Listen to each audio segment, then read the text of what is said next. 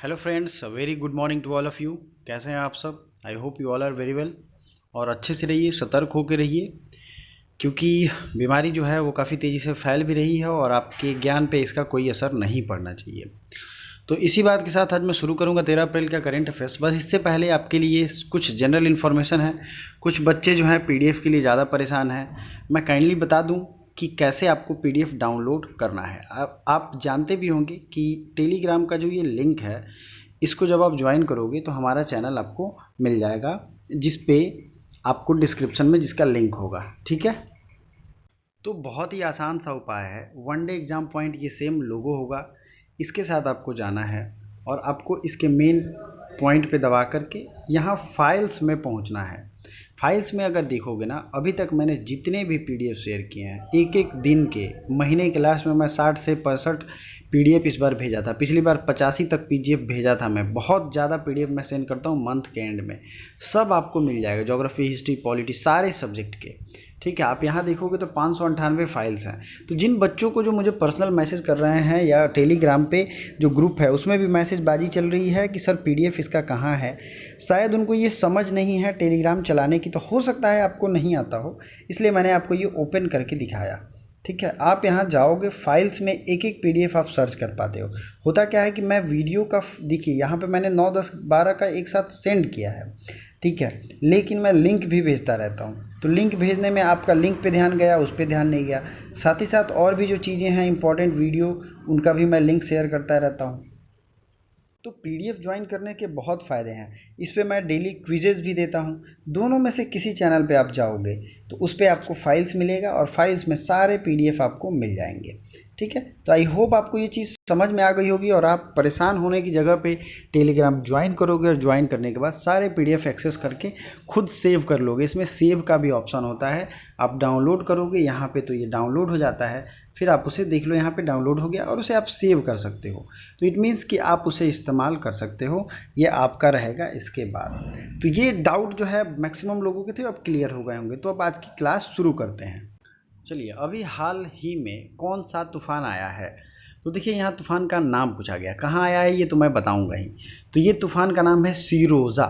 सीरोज़ा, ठीक है, तो आपको ये नाम ध्यान रखना है। सीरोज़ा ये इंग्लिश में है, हिंदी में अगर लिखेंगे तो ये हो जाएगा सीरोज़ा। अब ये कहाँ आया है, न्यूज़ आप देखते होंगे तो शायद आपको पता होगा, इंडोनेशिया में भी इसने अपना प्रभाव डाला है। लेकिन जो पैसिफिक ओशियन है, प्रशांत महासागर के निचला क्षेत्र है, उसमें इस तूफ़ान के कारण काफ़ी ज़्यादा तेज़ हवाएं चल रही हैं, जो कि डिवास्टेटिंग हैं। काफ़ी डिजास्ट्रस इफेक्ट इन्होंने क्रिएट किया है। तो क्या नाम है इसका? सीरोज़ा। ऑस्ट्रेलिया मोस्टली इफेक्टेड है। भारत की पहले इलेक्ट्रिक वाहन लिथियम बैटरी संयंत्र को किस राज्य में स्थापित किया जाएगा? India's first EV lithium battery plant will establishes in which state? तो ये स्थापित किया जाएगा कर्नाटका में। ठीक है, ये हो जाएगा कर्नाटक। देखिए, कर्नाटक से रिलेटेड मैं बहुत सारे फैक्ट आपके लिए लेके आया हूँ, लेकिन सबसे पहले आपको मैप देखना होगा। मैप है ये, कर्नाटक, आंध्र प्रदेश, तमिलनाडु, केरल। इसकी बाउंड्री गोवा और महाराष्ट्र से भी लगती है। तो कुल मिला के इतने स्टेट के साथ इसकी बाउंड्री लगती है।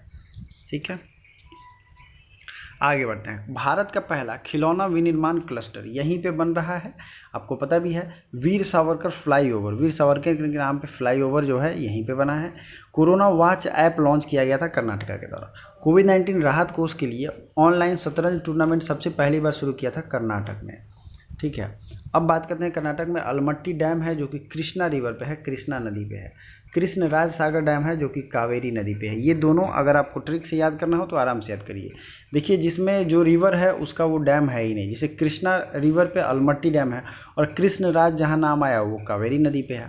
तो दोनों दो चीज़ें होंगी। प्राणवायु कार्यक्रम, राज्य स्वास्थ्य रजिस्टर योजना, ठीक है, जन सेवक योजना और नेकर सम्मान योजना, ये आपको याद करना है, रिवीजन करना है बार बार।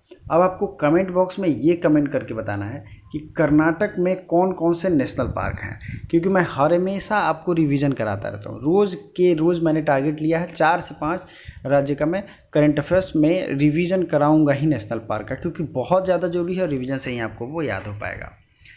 Asia money based bank award द्वारा किस बैंक को इंडिया बेस्ड इंटरनेशनल बैंक 2021 से सम्मानित किया गया है? Which bank is honoured by India based international bank 2020 one by Asia money based bank award. तो ये है DBS bank, development bank of Singapore.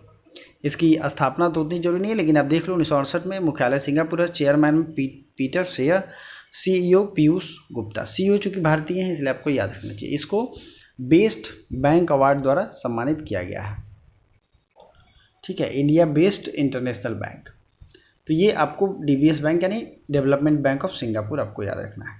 अगला क्वेश्चन है RTGS फुल फॉर्म क्या है। अब RTGS है क्या, पहले तो इस चीज़ को समझो, थोड़ा जूम करके देखते हैं। RTGS real time gross settlement.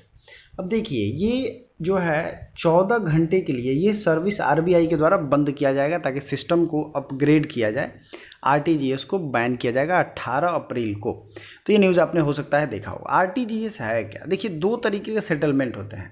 आपने देखा होगा बहुत सारे लोग बैंक जाते होंगे तो वो पेमेंट भेजते होंगे किसी को, तो या तो वो बैंक वाला नेफ्ट का फॉर्म देता है NEFT, जिसका फुल फॉर्म होता है नेट इलेक्ट्रॉनिक फंड ट्रांसफ़र, या फिर वो RTGS का फॉर्म देता है, नेफ्ट या RTGS का, या दोनों एक ही में रहते हैं। तो RTGS का मतलब होता है real time gross settlement.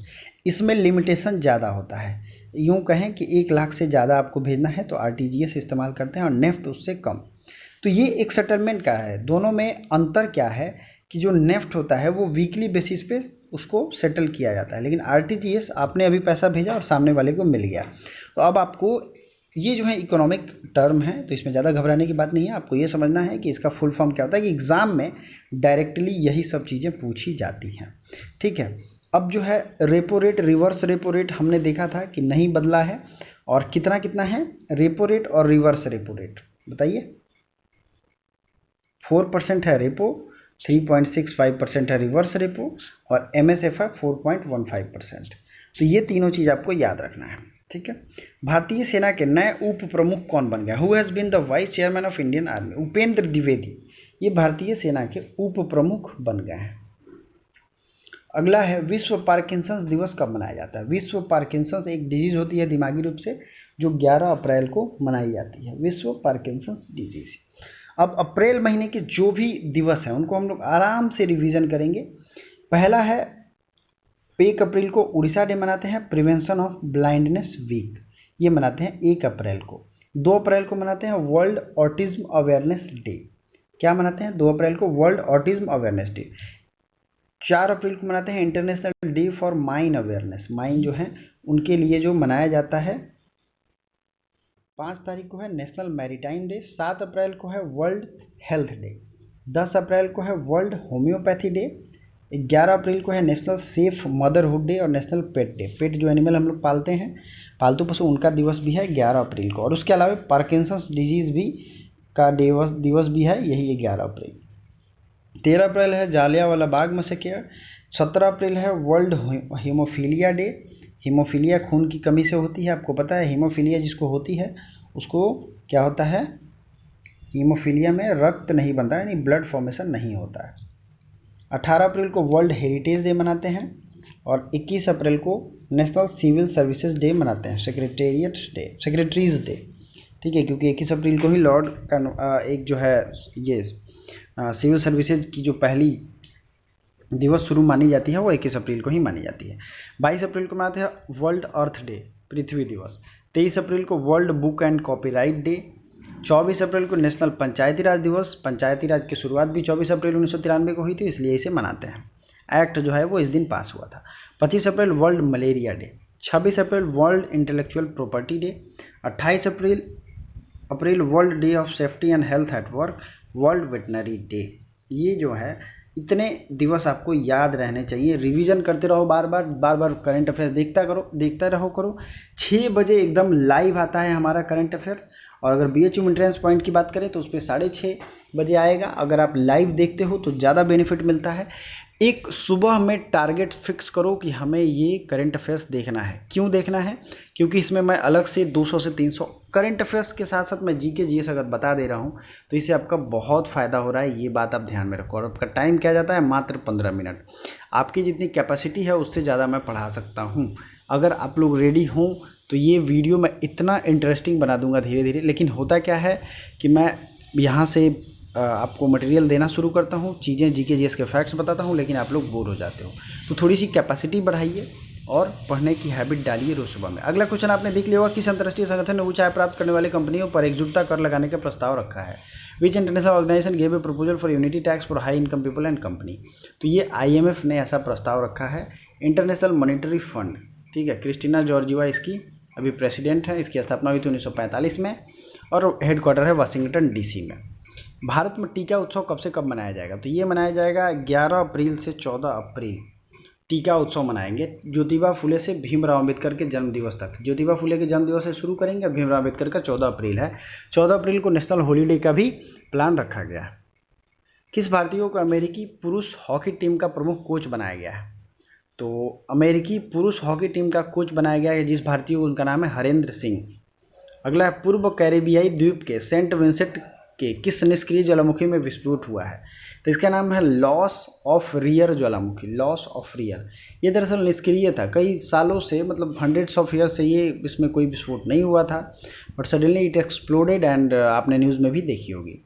Essays awards 2021 में इंडिविजुअल ओलंपिक स्पोर्ट्स श्रेणी में sports women of the decade award किसे मिला है? तो who won the sports women of the decade award in individual Olympic sports category in aces awards 2021? MC Mary Kom को ये award मिला है।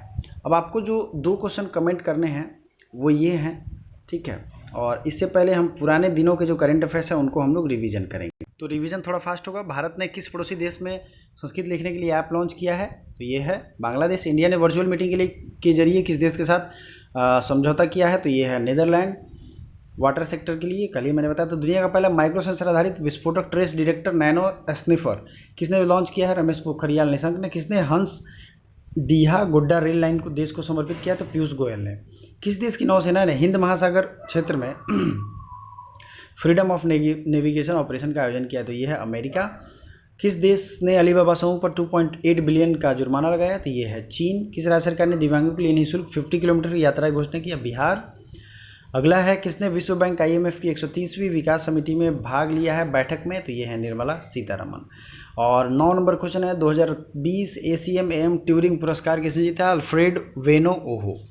हाल ही में आई रिपोर्ट के अनुसार किस राज्य में प्रत्येक 1000 गर्भवती महिलाओं में 3 HIV पॉजिटिव है? तो ये मेघालय है, जिसके बारे में हमने डिटेल में बात की थी पिछले करंट अफेयर्स में। अगर आपने नहीं देखी है तो जरूर देखिए। भारत और किस देश ने आतंकवाद से निपटने के लिए वैश्विक सहयोग मजबूत करने की अपील की है? तो ये है मालदीव।